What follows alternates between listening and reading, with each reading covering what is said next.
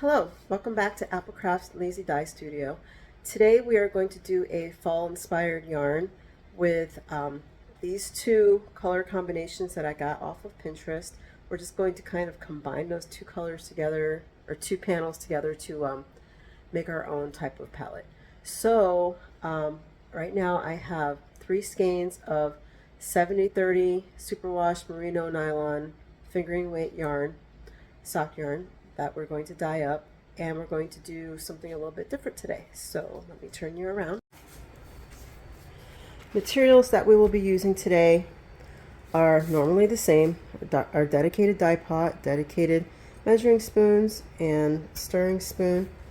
Gloves, you can use disposable or reusable gloves. Colors for today: saffron spice, deep purple, espresso bean, cayenne red, and true black. Citric acid, does not matter what type, what brand. Notebook for writing down your recipe, an N95 mask, and then the new thing that we're going to do today is we're going to use squirt bottles. So stick around, I'll show you how to do that. And our yarn that is soaking in room temperature water for at least 30 minutes. Okay, so to start, we're going to have 4 squeeze bottles. You can probably find these Target, Walmart, anywhere where they're going to have like, it's a little late now, but like summer stuff, because these are really more for condiments, for like picnics and stuff like that. These are the type of squeeze bottles that you want. You may also be able to find some in the, I think maybe in the cake section of like a Joann's or Michael's, maybe, I'm not sure. But we have 4 of these today, so we're going to put citric acid in each one of these bottles. We do not have citric acid in the soak water, but we're going to put it in here because we're not going to have enough water in the pot when we get started to throw citric acid in there, so that's why they're going to be in these bottles. So I'm going to use my measuring spoon, and I'm going to put 1/4 teaspoon in each one of these bottles to get started.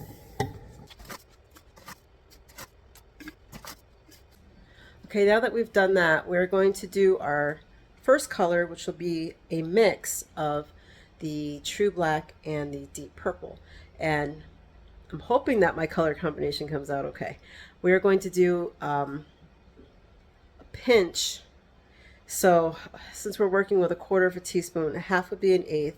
So I mean, we're going to eyeball it, so it's not going to be exact, but this is APLCrafts Lazy Die Studio, so let's not forget that.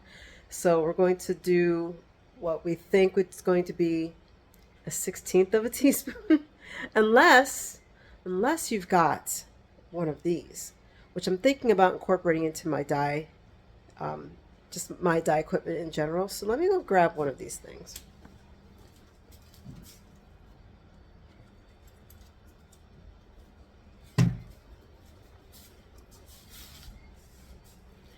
I am not promoting or condoning getting any of this, but in those stevia containers, I don't know if they still do this because this is from years ago, they put one of these things in there.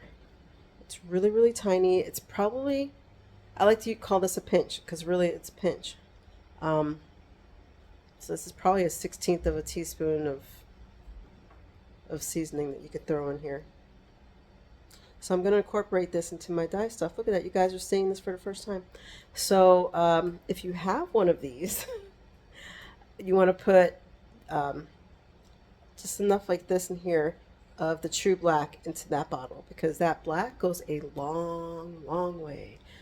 So you want to be careful with that. Otherwise, just try to eyeball it. It's just going to be a pinch.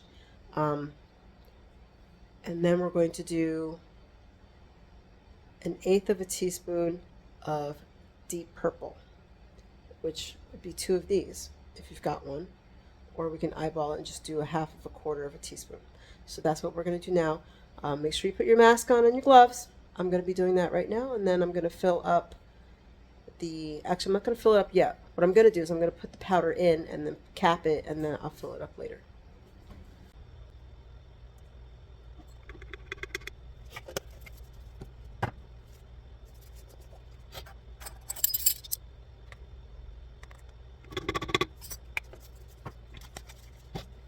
Next, we're going to do a 1/4 teaspoon of cayenne. Every color from this point out is going to be a 1/4 teaspoon. So we're going to do a 1/4 teaspoon of cayenne red in the next one.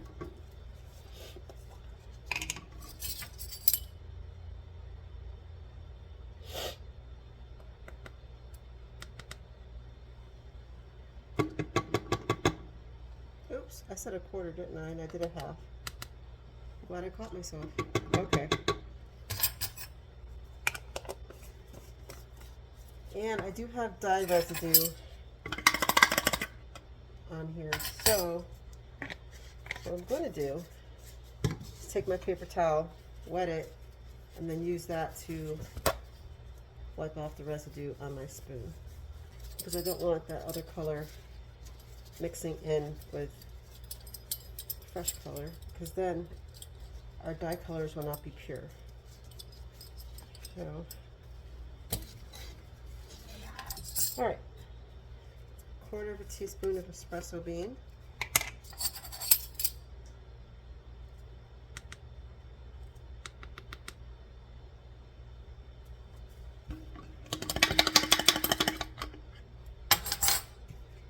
Oops, what am I doing? Oh my goodness, did you see that? That was hilarious. That was hilarious. Okay. And then I'll give this a little bit of a wipe. Yeah. Then we're going to do 1/4 teaspoon of saffron spice.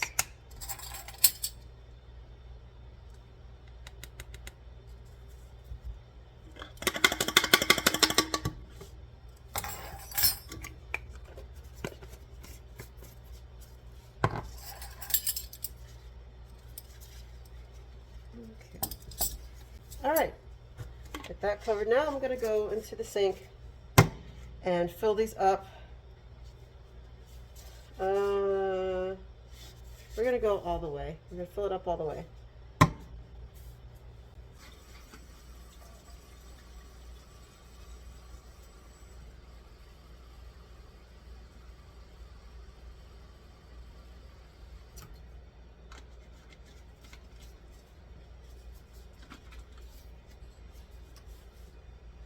So close to the top.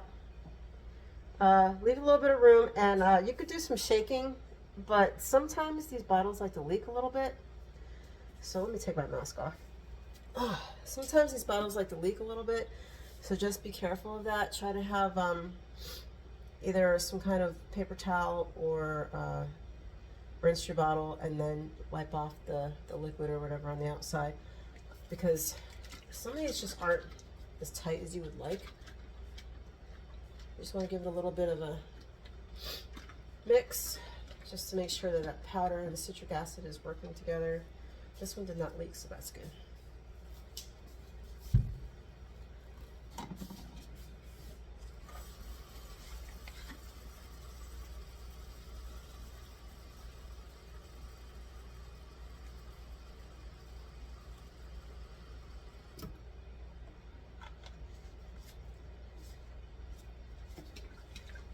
And if it's helpful to you, put a label on your bottle so you know which color is which before you get started. Oh, this one leaked a little bit. I have these in the order that we're going to do the yarn with. So this is the mix of true black and deep purple. This is the espresso bean. This is cayenne, sorry. And then this is saffron. So I'm going to start with 2 cups of water into the pot just so we don't have a bare bottom. And I'm going to start the heat at medium.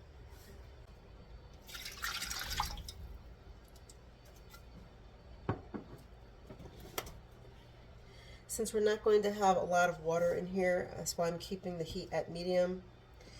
And the liquid that we're adding from the squeeze bottles is going to end up raising more of that water.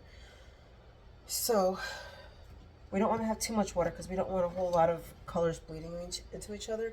And I actually had contemplated going with less water, but I think this will be fine. So we want to, oh, what is going on here? There we go.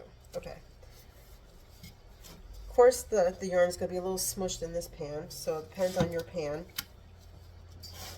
But you want to try to get your skeins of yarn to be as equally spread out as possible, since how we're going to do this, I'll show you in a second.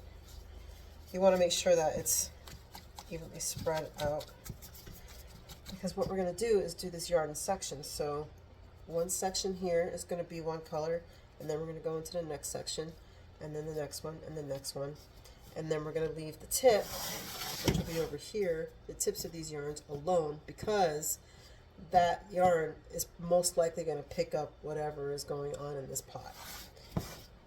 And you may have actually seen that method online before. So the heat is already starting. So let's get started. I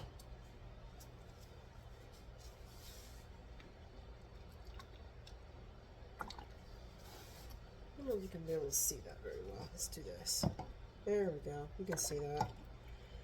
And I just want to make sure I really get these sections saturated. I mean, even if you want to go into the yarn and squeeze, feel free to go and do that. We are going to flip this yarn. So whatever doesn't hit the other side, we're going to end up hitting anyway. And I already see some breaking, so that will be interesting. Alright, I'm going to leave this section alone. Alright, that's good enough. Okay. I'm going to hit, actually, where's my spoon? Let's press this down a little bit, just to get some of that color penetrating through the yarn. Okay. Now we're going to do espresso bean.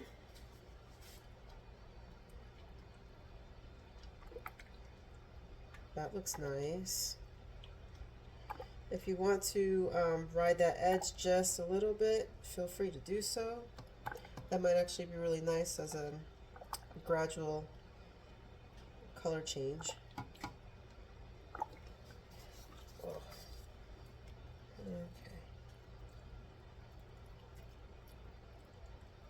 Okay. I haven't seen any breaking with this color, but I do see some of that the color starting to spread up the yarn going forward. So, but I knew that was going to happen. Now we're going to do cayenne.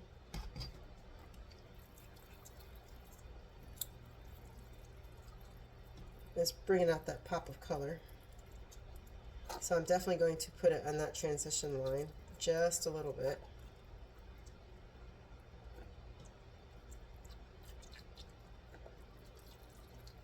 Just a skosh. There we go.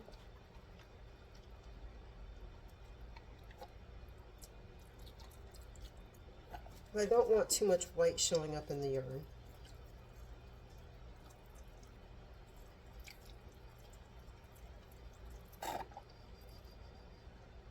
Oh, what is that? Oh, we have a piece of, okay, a piece of dye was stuck in there. Well, that'll be interesting. We'll have to use our spoon to break that up a little bit. Looks like we have a lot of that going on in this one.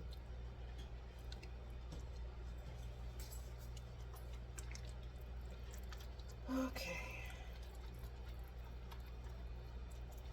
So let's use our spoon to see if we can break up some of that dye that didn't get mixed in.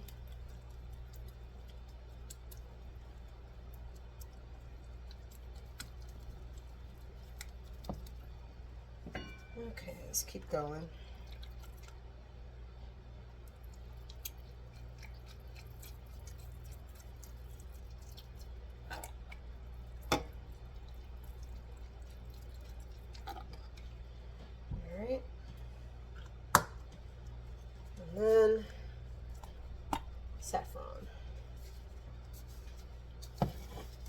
see if I can get it where you can see. Okay, there we go.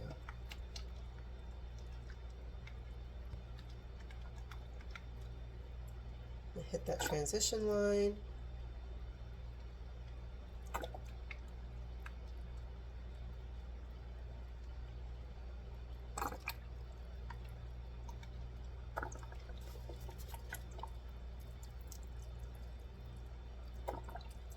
And then, like I said, we're going to leave that edge alone. Okay. Where did the cover go? All right, and use a spoon to mix that in a little bit. Now I'm going to let this sit for a few minutes and soak up some of that dye.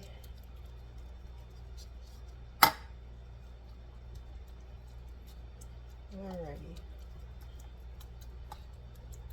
So I'm thinking that what's going to happen is that this color is going to get about halfway through, so when we flip it, we're definitely going to have to like repeat, which, you know, that happens a lot, so that's fine. I don't know how much color is going to hit this white part, so we'll find out. But the heat is still on. I'm going to give it about 10 minutes, probably no more than that, and then we're going to flip it and then see what we're working with on the other side. Okay, it's been 10 minutes, so we're going to flip this. Be very careful when you do this because this is going to be very hot.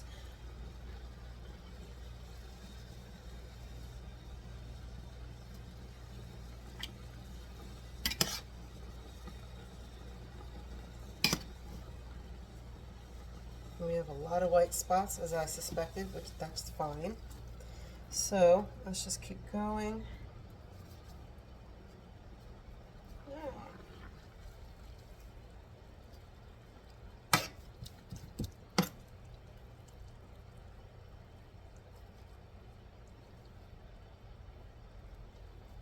And it may be a little hard for you to figure out what side you didn't dye and what side you did dye, and just do your best to try to find the spots that have the most white and go from there.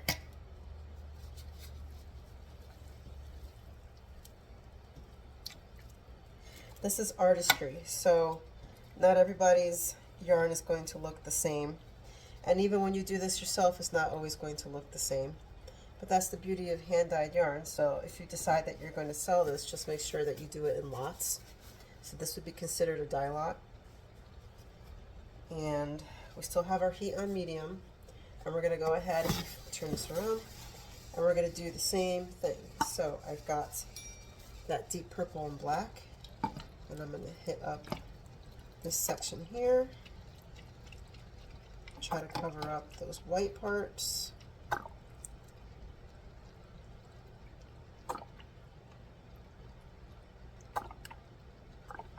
I do have, let me move this down just a little bit. Okay. I want to try to get those sections to meet a little bit better. All right, there we go. Now it's a little bit more even. Okay. Go back to this purple and black. All right.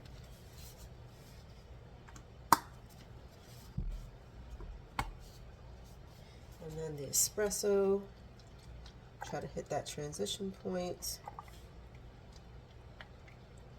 I'm going to be a little bit more careful on this flip side because I do have some of that saffron and cayenne over here, and I don't want to cover it up too much.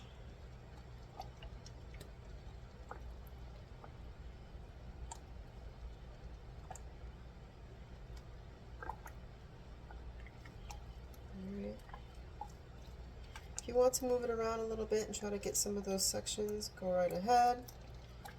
That didn't get any dye. I do want a little bit of white in here, so I'm not going to cover it up too much. Alright, now I'm doing the cayenne.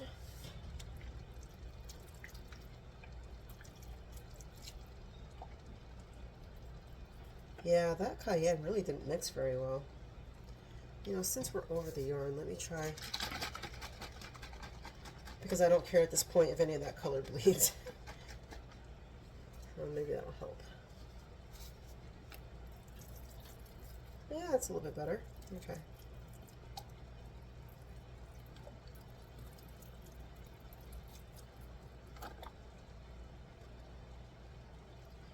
Ay, ay, ay. There we go. I don't think I've ever had that problem before. I think it might have just been the way I shook it.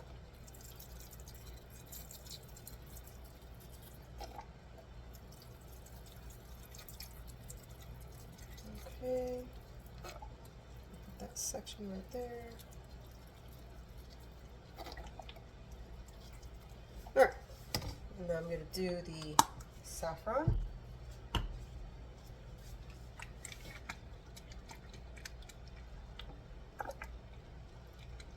And let me turn this around so you can see what I'm doing. And remember that we're leaving this section here white.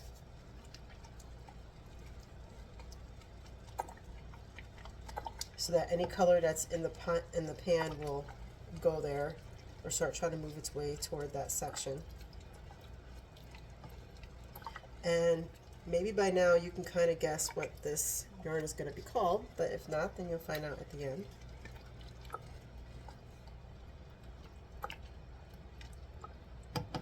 Alright, so we're going to let this sit for another 10 minutes and get close to being heat set before we move anything around to see what's going on. I want to get as much of that dye into the yarn as possible.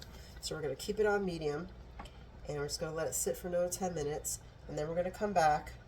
I think at that point I'm going to shut the heat off, just so I can like assess what's going on in the pot and not really overheat this yarn.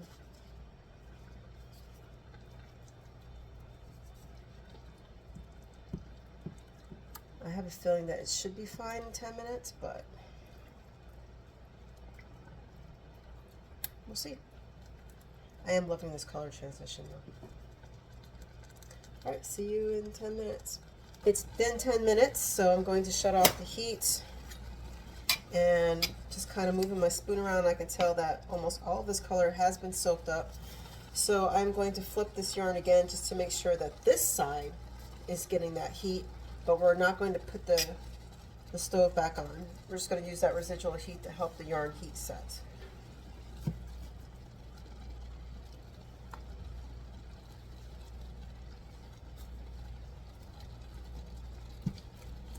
And really we're just doing the best we can. The whole pot is hot, but it's just trying to get a lot of that yarn that we just dyed, that side, trying to get more of that, the direct heat. So this is a good time if you want to go ahead and touch up any spots that you would like. I may do that, I don't know.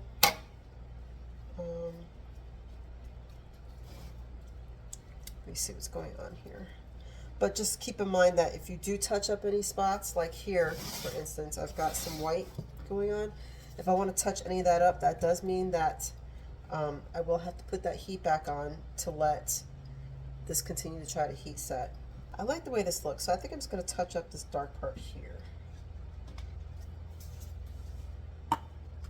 I'm going to leave my cayenne and saffron section alone.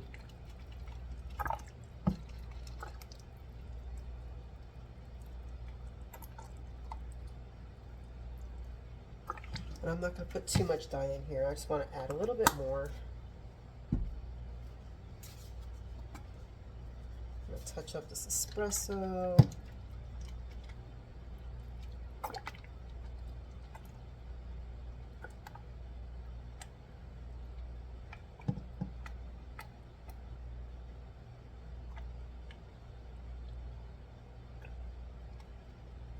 And that's it. I'm not touching anything else. I'm going to use my spoon to get some of that color in there. And I should have enough heat left in this pan that I'll be alright, but I will check it later and flip it. But I'm not going to touch anything for 10 minutes. So.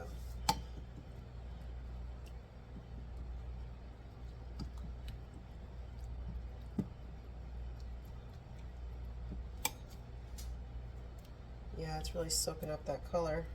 Nice. It's already almost clear. Oops, except for that spot there. Okay, move that around. Don't be too vigorous when you move anything around. You don't want to felt your yarn. Even though it's superwash, if you mess around with it enough, it will start to felt a little bit. So, okay. I'm going to be back in 10 minutes to see what's going on in here.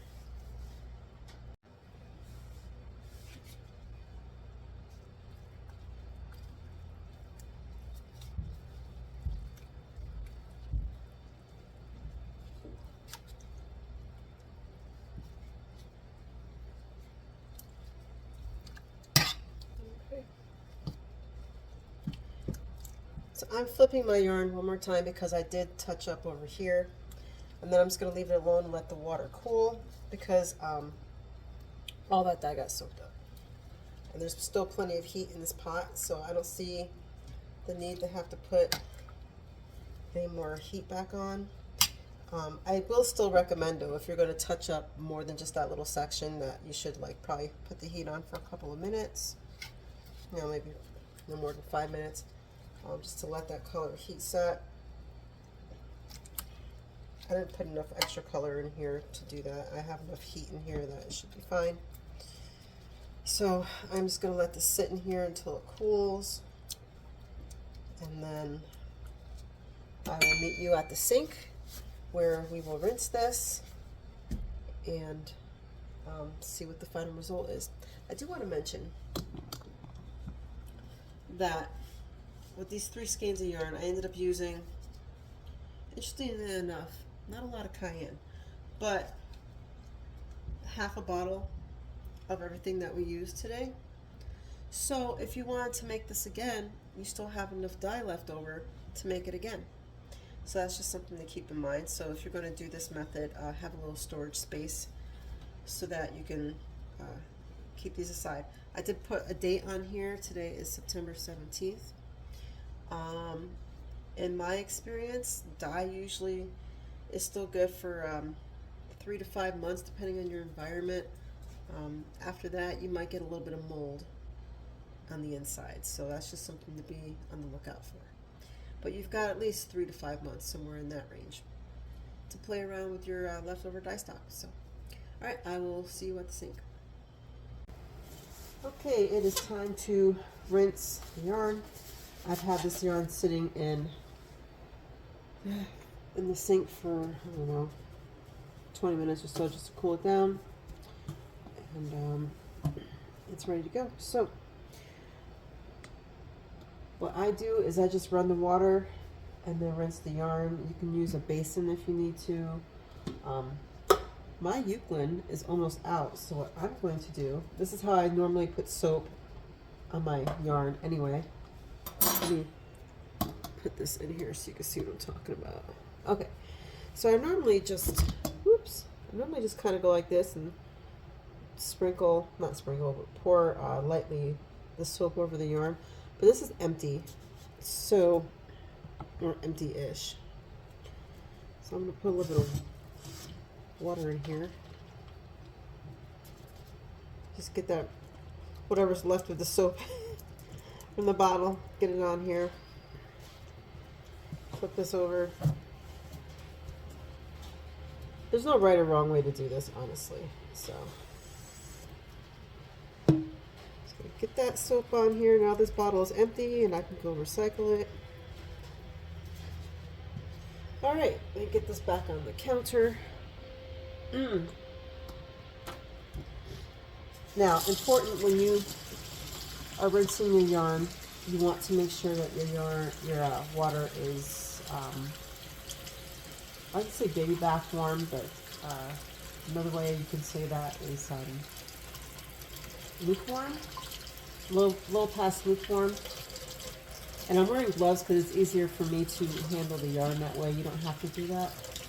When I took the yarn out of the pot, the water was clear, so that's a really good sign. This water's right. So I should not see any bleeding.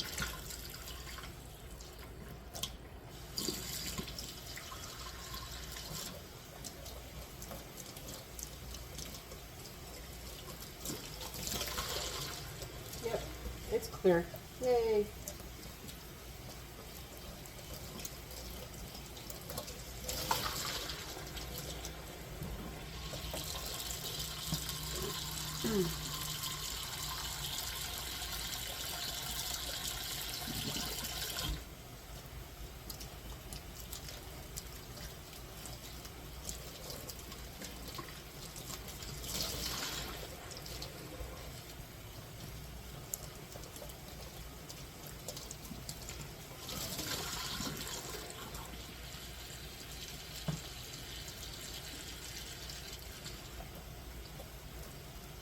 I forgot to mention at the beginning of the video that these black ties that you see on the yarn are to help move the yarn around in the pot and help to keep the yarn from being tangled. Alright, so this is all rinsed. You can hang this yarn on a clothes rack, drying rack, shower, the handle in the shower, and just kind of keep squeezing the water out for like the first couple of hours, because the gravity is going to go to the ends and just fill up. It's going to fill this up with water, and then you're just going to want to keep squeezing it out. So like even now, see that? So you want to just kind of make sure you're on top of that, and then after a few hours you can just kind of wrap it up in a towel, step on it like you would if you're blocking something to get that extra water out, and then just put it on the same thing to dry, whatever you're drying your yarn with, wherever you're hanging your yarn to dry. Just go back to doing that, and that kind of speeds up the process a little bit. It'll still take 2 to 3 days for your yarn to dry. So I will be back with the final result. And here is the final product. So what I did was I laid it out so you can see the different sections. So we've got the white tip here, the white tip in the middle, and then the white tip over there on that end, and then the purple and brown here, so you can see that, and over here in the red and the orange. Some of that brown, that espresso, blended in really well with the purple. So you can kind of see some of that espresso here, but the purple black really overtook that. But I think that blend actually kind of worked out in its favor. And then you've got that cayenne mixing in with the saffron. So if you haven't figured out yet, this colorway is called Bonfire Nights, and it will be in the shop within a couple of days. And let's see what it looks like skeined up. Here it is all skeined up. I will be having 2 of these skeins in the shop. I will be taking this one only because it's got the least amount of white, and these 2 are more consistent. So I figured that's just easier for everybody if the consistent ones are in the shop. And this one I'll probably be using as a sample or for my own stash. But yeah, I think they came out beautiful. It definitely kind of reminds me of a bonfire with that ashy smoky bottom, and then going into the flames, and then the white tips on the flames. It's a perfect representation of autumn. So there we go. I hope you enjoyed this video. Give it a like, write a comment if you feel like it, and I will see you soon. Take care. Go make something.